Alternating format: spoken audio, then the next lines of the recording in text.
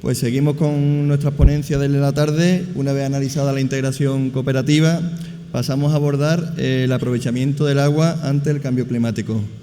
Presenta esta ponencia José Luis García Palacios Álvarez, presidente de Caja Rural del Sur. Gracias.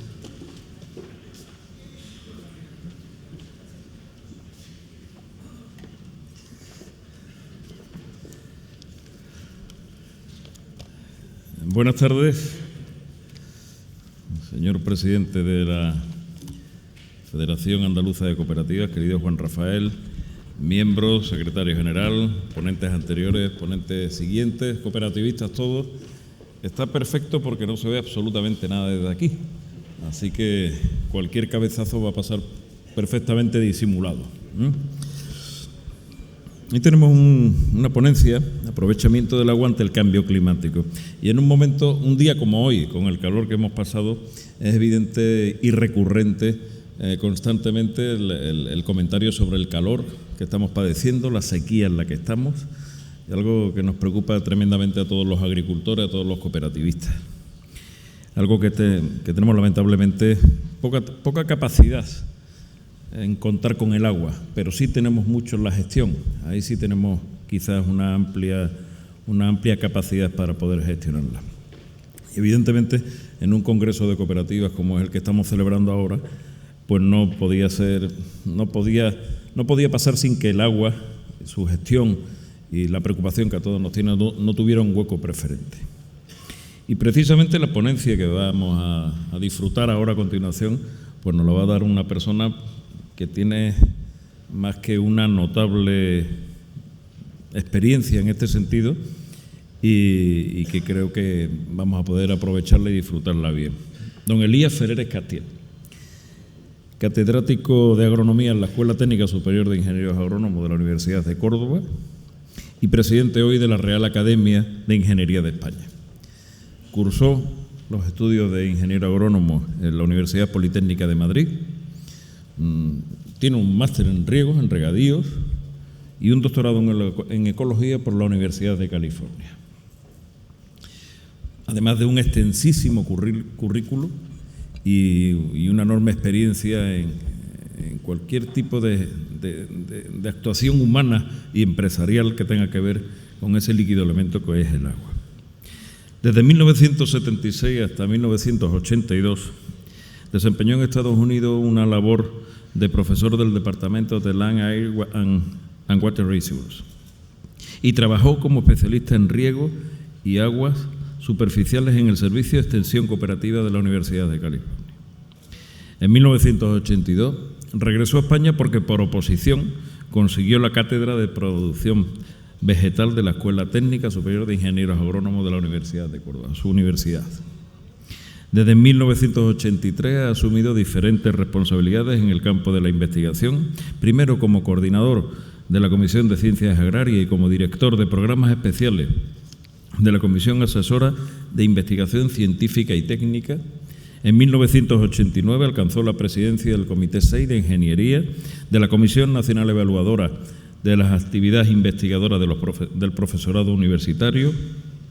En el año 91 fue nombrado presidente del Consejo Superior de Investigaciones Científicas, el famoso CSIC, cargo que desempeña hasta el año 92, para ocupar la Secretaría de Estado de Universidades e Investigación del Ministerio de Ciencia, de Educación y Ciencia, donde permaneció en ese puesto hasta el año 94. Desde el año 95 hasta el año 2003 fue presidente de la Real Academia de Ingeniería de España y cargo que ostenta desde el año 2012, por algo será que lo han vuelto a solicitar en ese puesto. Simultanea desde el año 95 hasta el 99 con el cargo de director del Instituto de Agricultura Sostenible del CSIC y desde el 2000 hasta el 2002 presidió la Sociedad Europea de Agronomía. Como no podía ser de otra manera, don Elías Fereres Castiel ha desarrollado también una actividad notable en el ámbito internacional. Ha sido consultor de la Oficina de Evaluación de Tecnología del Congreso de Estados Unidos, de la Agencia para el Desarrollo Internacional también de este país, del Banco Mundial, de la UNESCO y de numerosas veces también de la FAO. Compartimos un amigo también, buen colaborador del profesor Fereres. Desde 1998 al 2003 fue miembro del Consejo Científico del Grupo Consultivo de Investigación Agraria Internacional y actualmente es miembro del Consejo Técnico Asesor del Programa de Evaluación de Recursos Hídricos de la UNESCO.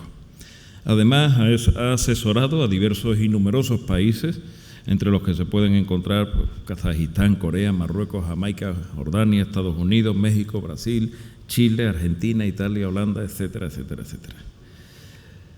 Parece a todas luces que lo que nos va a dirigir don Elías no es una ponencia, sino una clase magistral.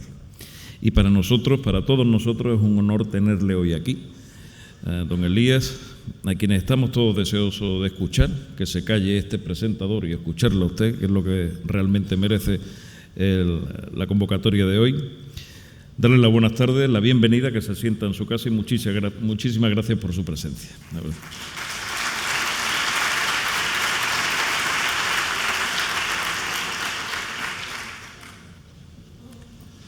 Buenas tardes, muchas gracias a Cooperativas Agrarias por la invitación, muchas gracias por la amable y extensa presentación. Voy a intentar ir un poco más deprisa debido a la hora y a ver si hay ocasión de debatir un poco los temas que voy a contar. Antes de entrar en el tema del aprovechamiento de agua, vamos a darle un repaso rápido a lo que se sabe y sobre todo a lo que no se sabe del cambio climático. Todo esto empezó porque un científico que se llamaba Dave Keeling se le ocurrió en mitad de los años 50 medir la concentración de CO2 en la atmósfera en un observatorio donde no había efecto de la actividad humana, como es una montaña perdida en Hawái. Desde que él empezó a medirlo en los años 50, la concentración de CO2 en la atmósfera ha ido aumentando, de manera que hace poco tiempo hemos sobrepasado los 400 partes por millón. Cuando yo medía fotosíntesis hace muchos años, utilizábamos la concentración normal era 320, 330, ya vamos por 400. Esas fluctuaciones que ven cada año, que sube y baja, se debe a que durante el verano la absorción de CO2 de los bosques del hemisferio norte hace que la atmósfera tenga un poquito menos y luego en invierno vuelve a subir. Este aumento de CO2 es sin precedentes en la historia del planeta. Hay un estudio que ha hecho la NASA utilizando distintas técnicas que demuestran que el CO2 atmosférico no ha pasado de 300 partes por millón durante muchos siglos. Pero no es solo el CO2 la única molécula que está cambiando en concentración en la atmósfera. La atmósfera del planeta tiene la virtud de protegernos contra las oscilaciones de temperatura y proveer un ambiente que es favorable para la vida en la Tierra. Esto se consigue con lo que se llama el efecto invernadero, y el efecto invernadero cambia a medida que la concentración de gases como el CO2, pero no solo el CO2, sino el metano, el óxido nitroso, entre otros, van incrementándose y van aumentando ese efecto invernadero. Al aumento de concentración de gases de efecto invernadero ha contribuido la agricultura. Primero por la roturación de terrenos a partir de la mitad del siglo XIX en las Américas y algunas partes de Europa, y luego porque el metano tiene un origen agrícola en buena parte, es mucho menos importante que el CO2, pero también es importante, y los óxidos nitrosos en parte también tienen origen agrícola. Se puede decir que la agricultura, entendiendo como cambio en el uso de la tierra, todo lo que hemos hecho en el planeta, ha aportado como 1/3 de los gases de efecto invernadero, del incremento en gases de efecto invernadero. Los otros 2/3 son industriales. Bueno, ¿qué está produciendo este aumento de gases de efecto invernadero? Pues está calentando el planeta. Y esto no es una opinión, esto es que está medido. Y desde los años 70 se mide la temperatura del planeta desde fuera, con satélites, o sea que se puede Una cosa son las estaciones meteorológicas que tenemos en el planeta, que nos han dado datos desde aproximadamente 1880, pero a partir del 79, me parece, ya tenemos datos de todo el planeta. Lo que se ve en ese gráfico, y esto es que en la anomalía de la media de temperaturas entre el 50 y el 80, está acercándose ya a 1 grado, por encima de la temperatura media de esos 30 años que se considera como media. Ahí se puede ver que sube como en escalones, pero que el último estirón es bastante tremendo y eso lo hemos experimentado, como diría alguien, en nuestras carnes, porque el veranito ha sido fino. Entonces, 2016 fue el año más cálido y esperemos que 2017 no le pase el récord.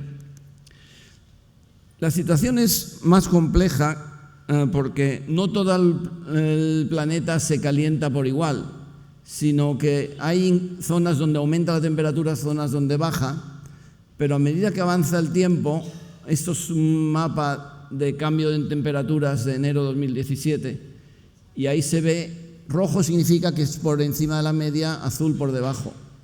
Enero 2017 fue por debajo de la media en partes de Europa, incluida España, pero el norte de América, el norte de Rusia, el casquete ártico, como se puede ver, pues tuvo temperaturas muy por encima de la media. Hay también problemas asociados, como el aumento del nivel del mar, no vamos a hablar de eso, que no nos afecta directamente a la charla de hoy, pero es un problema serio para las costas. Y entonces, resumiendo lo que sabemos, lo que podemos asegurar, sabemos que las temperaturas van a aumentar, que va a aumentar la concentración de CO2, lo cual es bueno para la agricultura, concretamente para el olivo, y también sabemos que va a aumentar la precipitación. La lluvia va a aumentar porque al hacer más calor va a haber más evaporación y en algún lado tiene que caer el agua que se evapora en el planeta, aunque en todos lados parece que va a haber sequía. Esto es lo que sabemos. Ahora, ¿cómo sabemos lo que va a pasar en el futuro? ¿Cómo se va a manifestar esto? Bueno, para predecir el futuro solo tenemos una herramienta. Son modelos donde la ciencia que sabemos la integramos en sistemas de cálculo que nos predicen cómo va a ser el clima dentro de 20 años, 50 años o 100 años. Pongo ese gráfico porque los modelos se pueden equivocar, porque la ciencia que sabemos no es perfecta. En este caso concreto, si se fijan, esas son las predicciones de 100 y pico modelos hacia el año 2050, que ven que es un rango muy grande entre 14 grados y medio y 16 y medio. Pero además están los datos medidos hasta el 2011, me parece, y como era un escalón en ese momento, los autores del trabajo decían, parece que la temperatura va a estar estacionaria hasta 2035. Bueno, pues se equivocaron porque pegó el tirón al cabo de... En la nota que se pone ahí abajo indican, algunos científicos piensan que se estará estabilizada hasta el 2035. Pues mal pensado porque la temperatura tiró para arriba a partir de 2011 y ya se vio en el gráfico anterior que había subido. Entonces los modelos nos dan lo que nos dan y nos permiten, por ejemplo, simular qué pasaría si no hubiera aumento de CO2 frente al incremento de CO2. Y eso es lo que nos permite decir que es este incremento en gases de efecto invernadero el responsable de las subidas de temperatura, porque si no hubiera habido, la línea roja de abajo es la que representaría la temperatura actual del planeta.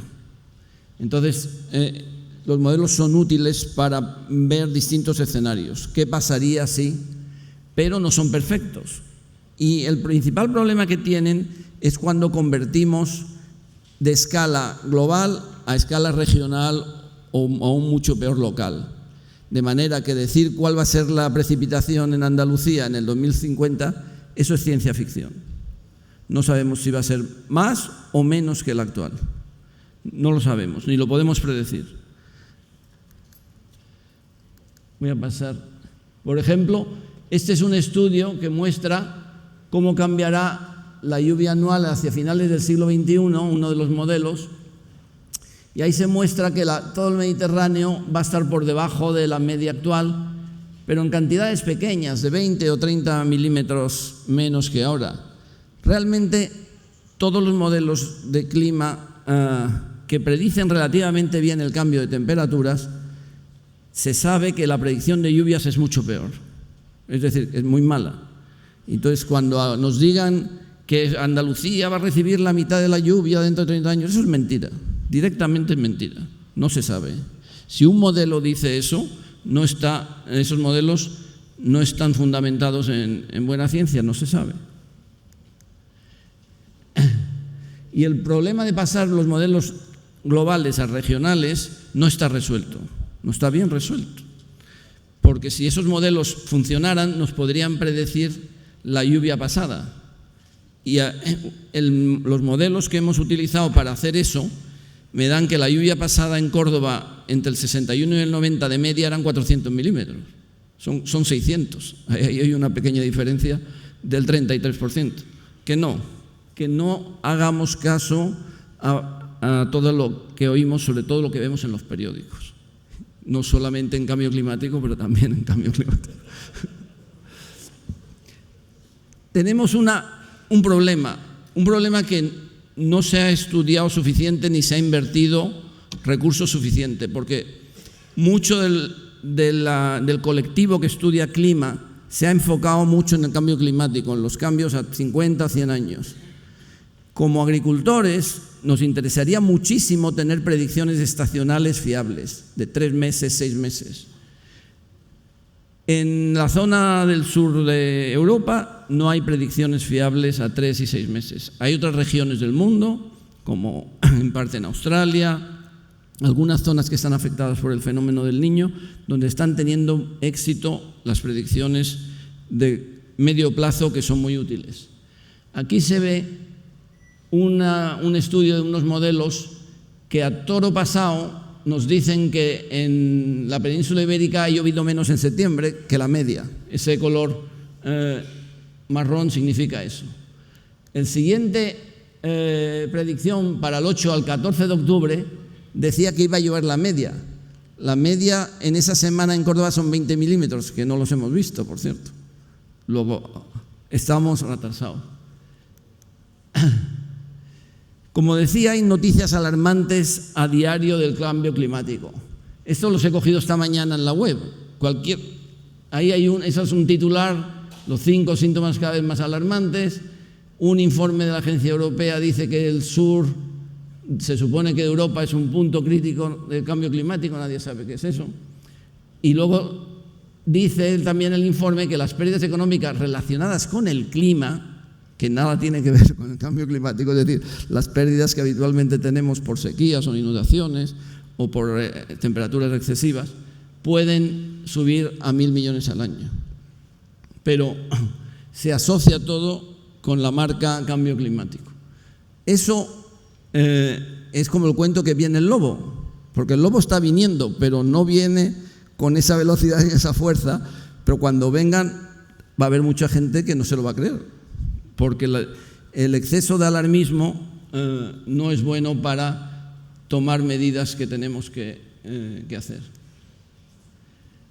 En realidad, la pregunta que tenemos que contestar es esta. Y la respuesta es incierta. Es incierta. Como decía antes, el olivar se hará más productivo a medida que aumente la concentración de CO2, aunque las elevadas temperaturas podrían afectar, por ejemplo, a la polinización.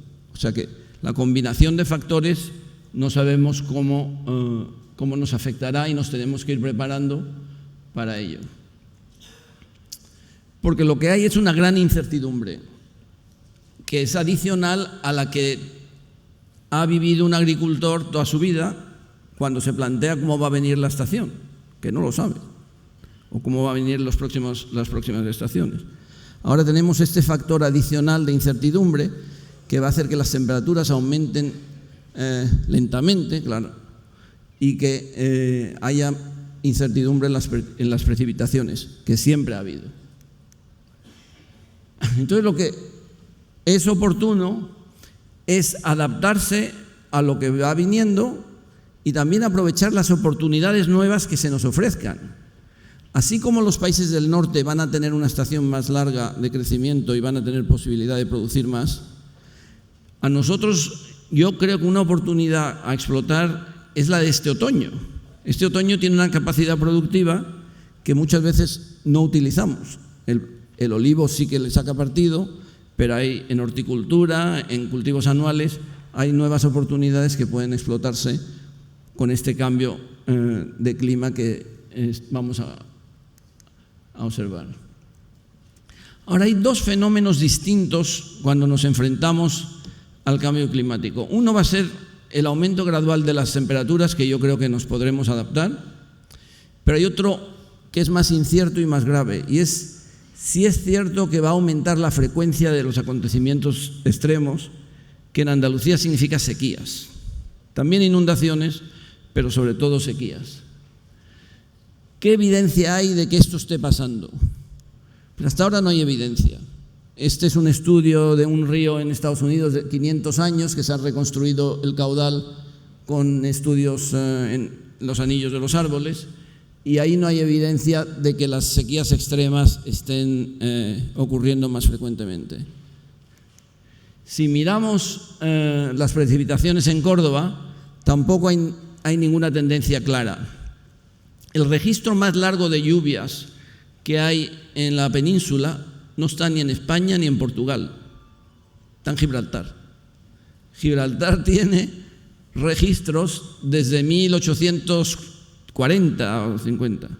El análisis de la lluvia de Gibraltar, como el del Observatorio de San Fernando, que es más tardío pero parecido, no da ningún patrón de aumento de sequías, de disminución de lluvias. En esta región no hay todavía evidencia de que estén disminuyendo las lluvias ni que haya sequías más extremas. Pero las sequías aparecen.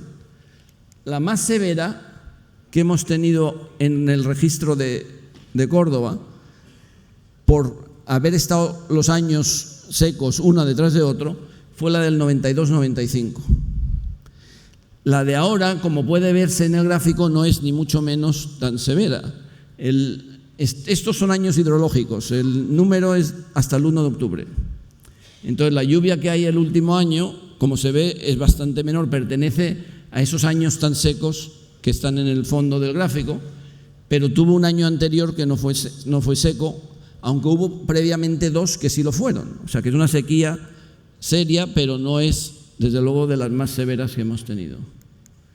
De hecho, si vemos el agua embalsada la semana pasada,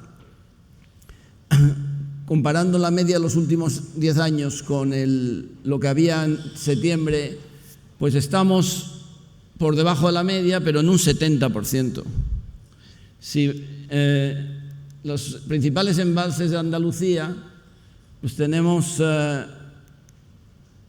actualmente pues entre el 25 y el 35%. Eso es poco, pero eso no es muchísimo comparado con lo que había en el punto más bajo de la sequía máxima que hubo, que como ven bajó al 5, al 3%.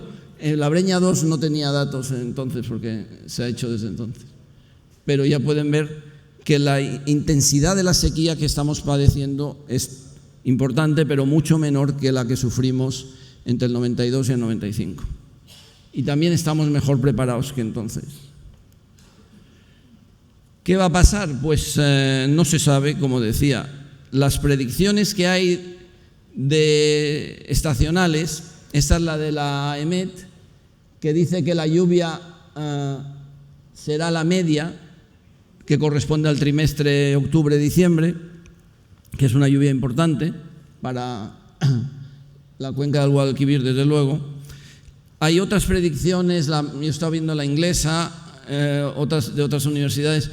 En general no son malas, no apuntan a que va a ser otro invierno seco, ninguna de ellas. Eso no quiere decir que no lo sea, pero que la probabilidad de que sea otro invierno seco es baja.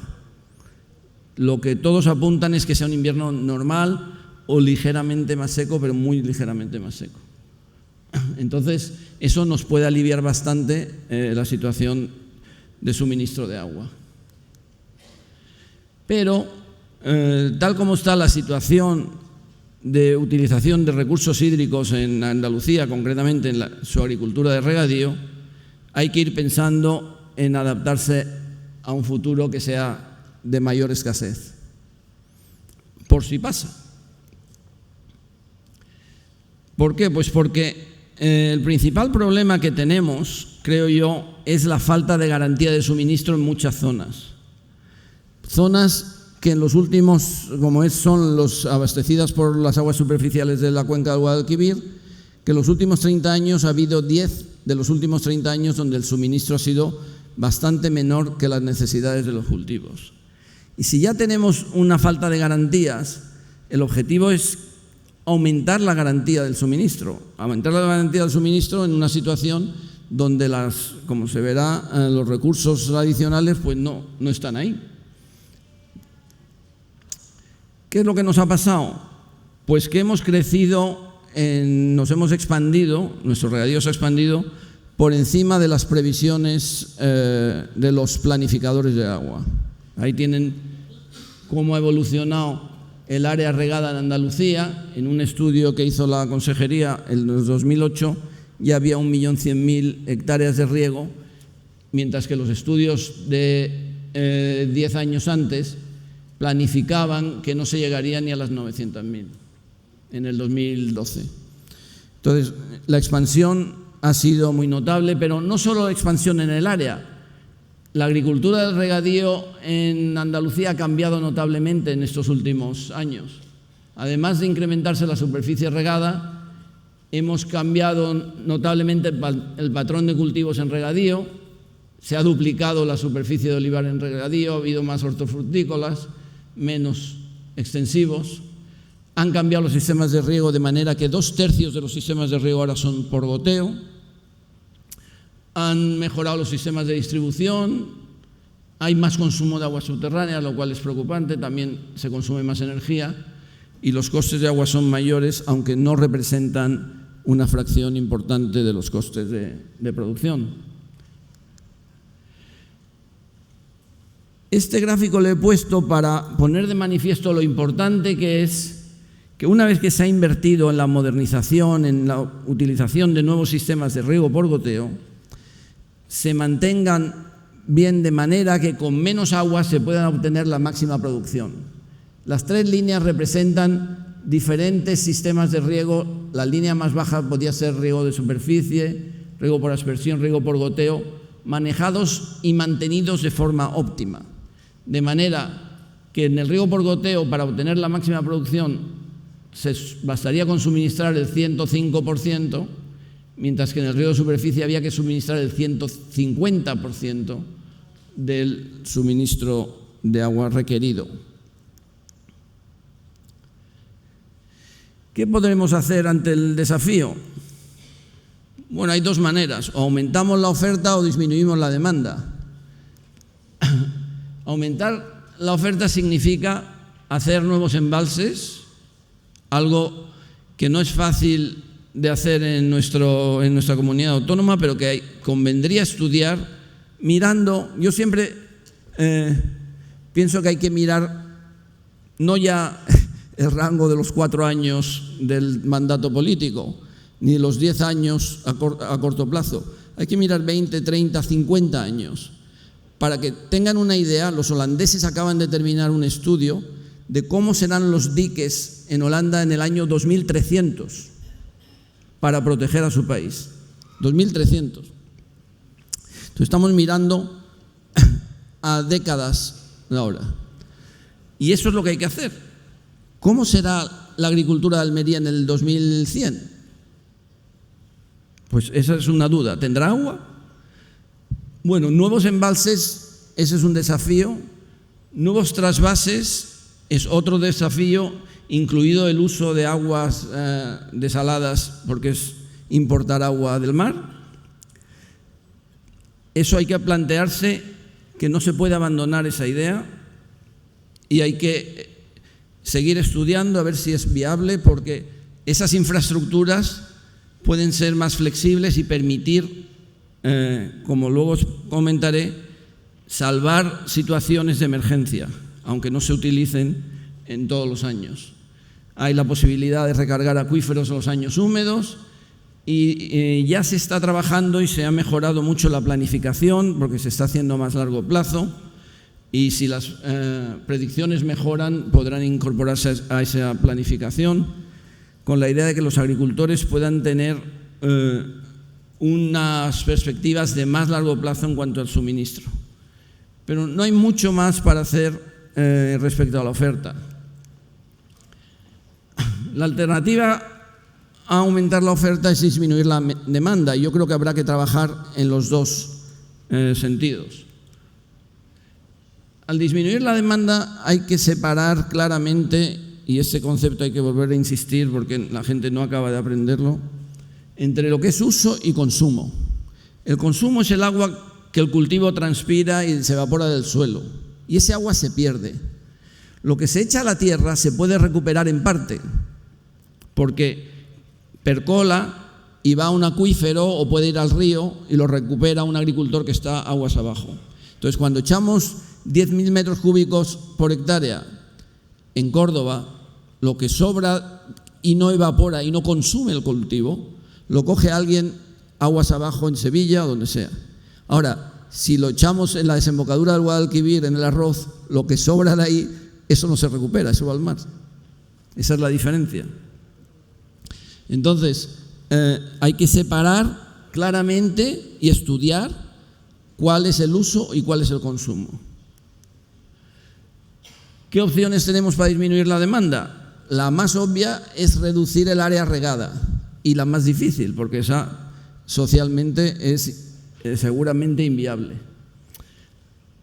Cambiar los tipos de cultivo. Hay un rango muy importante entre los 1.500 metros cúbicos que son las dotaciones habituales para el olivar y los 8.000 que puede requerir un cultivo intensivo de almendro o un cultivo de...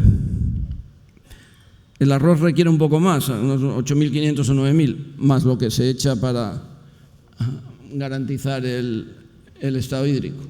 Entonces ahí hay una gama, es la gama más importante donde se puede manejar. Se pueden reducir las dotaciones utilizando riego deficitario, se puede continuar la modernización de nuestros sistemas de riego con la idea que decía antes, que donde el consumo y el uso sea lo mismo, ahí no se va a ahorrar. Mientras que si el uso es superior al consumo, ahí hay un margen que se podría ahorrar según dónde esté ubicada la zona regable. Y luego, con técnicas que mejoren el aprovechamiento del agua. Pero esto es una verdad que ya experimentamos en la gran sequía del 95, y es que al final el regadío se convierte en el banco de agua de la sociedad. Cuando la sequía es extrema, la sociedad, que tiene mayores prioridades que el riego agrícola, tira del recurso hídrico que usa el regadío, porque el regadío, por cierto, en Andalucía usa más del 75% del agua que se deriva para distintos usos. Y dentro del regadío, el arroz suele ser el banco de agua en situaciones de sequía. Esto es general, no necesariamente en España, sino en cualquier parte. La gran sequía de California, que terminó el año pasado, los productores de arroz fueron los años que más dinero ganaron, mucho más que produciendo arroz, porque vendieron su agua a los productores de almendra que estaban en el sur y que no tenían agua para regar. Porque lo que hay que ir pensando en instrumentar son los bancos de agua, que permitan llegar a acuerdos entre distintas zonas, arbitrados, por supuesto, por la administración y regulados, de manera que no salga nadie perdiendo, pero que con el caso de la sequía de California ha permitido que fueron 4 años de sequía, fue la peor sequía que han tenido nunca. Sin embargo, la producción agraria siguió desde el primer año de sequía al cuarto aumentando en valor todos los años, porque el agua se estaba yendo de los cultivos de poco valor a los de mayor valor, a base, naturalmente, de una infraestructura de un canal que recorre de norte a sur el Estado. Y el Bureau of Reclamation, que son la Agencia Federal del Agua, es la que regula las transacciones. Una persona en un punto del país, en ese caso del Estado, mete su agua en el canal y otro 400 kilómetros al sur la saca. Eso está naturalmente regulado. Uno paga al otro, precios que se acuerdan, y eso lo arbitra un banco del agua. El banco solo se pone en marcha años de sequía. Fuera de los años de sequía el banco apenas funciona porque todos están abastecidos.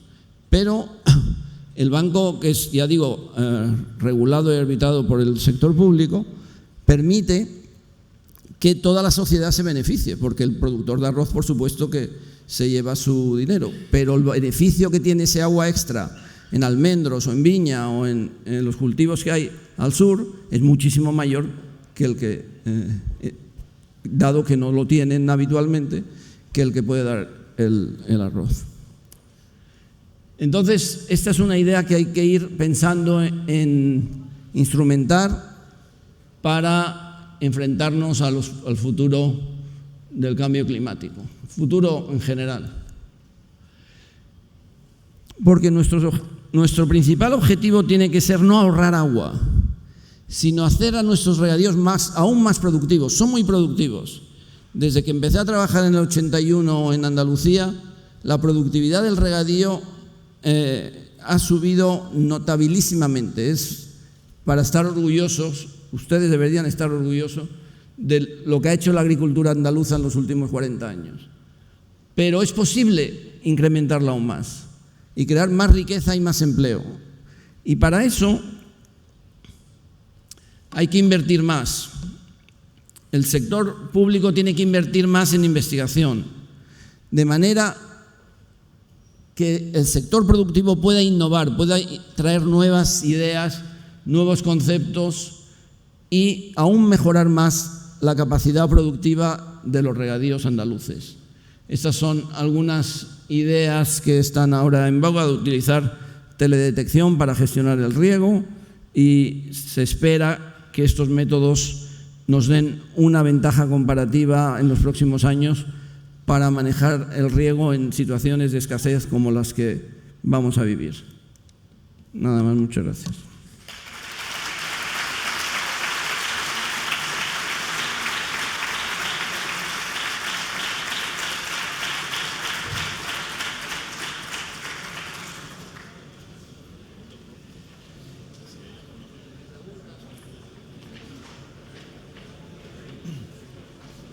Muy bien, me pide el profesor que si hay alguien de los asistentes que tenga alguna duda, alguna pregunta, alguna curiosidad, que aproveche el momento, que él estará en disposición absoluta de responderle. Aquí delante hay una. Profesor. ¿Hay micrófono? Sí, si no, la repito yo, si me la hace.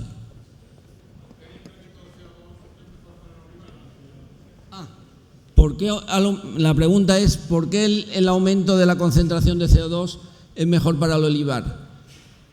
Porque la fotosíntesis depende de la concentración de CO2. Entonces, a medida que aumenta el CO2, el intercambio de CO2 entre la planta y la atmósfera se hace a través de unas valvulitas que se llaman estomas, que se abren de día y se cierran de noche. Por ahí entra el CO2 que se convierte en aceite. Entonces la fábrica de aceite necesita que entre CO2. Al abrir para que entre el CO2 se le escapa el agua que hay dentro de las hojas. ¿Qué pasa? Que cuanto más CO2 hay fuera, menos agua sale por cada molécula de CO2 que entra, porque entran más moléculas de CO2. Entonces, a medida que vamos aumentando el CO2 en la atmósfera, las hojas de olivar producen más aceite por unidad de tiempo, por día o lo que sea. ¿Qué pasa? Que si no tienen agua, o sea, si a la vez que aumenta la fotosíntesis, que para hacernos una idea, desde que empezó este aumento de fotosíntesis de CO2 en la atmósfera, la capacidad del planeta para fijar CO2, para producir biomasa, ha aumentado más de un 10%, solo por eso. Entonces, si nosotros nos lleváramos nuestro olivar a 1950, ese olivar produciría un 10% menos. Y si seguimos aumentando CO2, va a seguir produciendo más.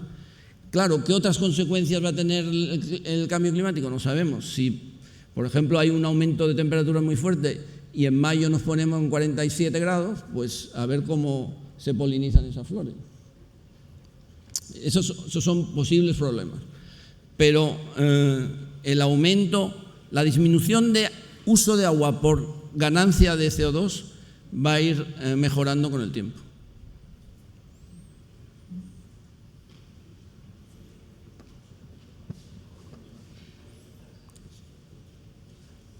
Si no hay ninguna más, siguiente.